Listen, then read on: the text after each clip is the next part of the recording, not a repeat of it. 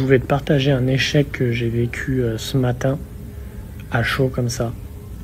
En gros, j'avais fait avec un ami un atelier où on parlait des relations saines, sur les comportements, sur tout ça.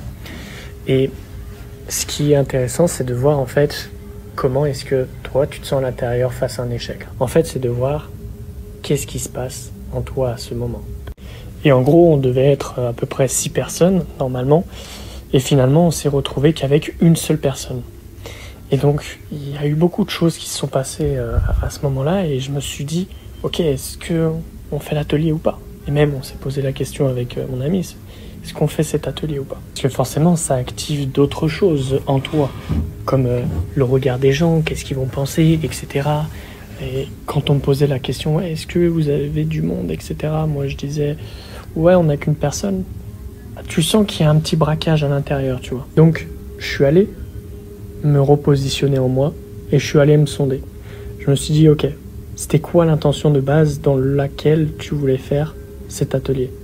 Oh, regarde, attends. Je viens de voir, il y a un petit cœur là, c'est trop marrant.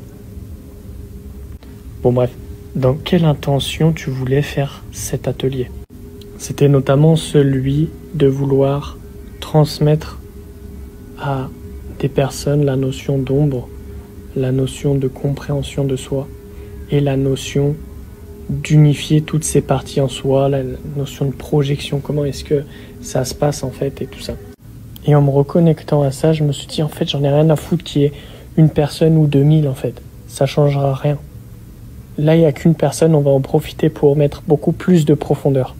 On va aller chercher plus de choses, plus avec elle, pour comprendre encore plus qu'est-ce qui crée les différents types de comportements entre guillemets problématiques qu'il peut avoir.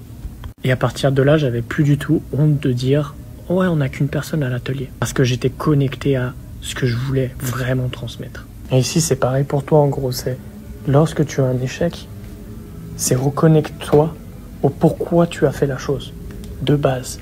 Même si tu n'as pas les résultats à escompter, on s'en fout, c'est pas ça qui est intéressant.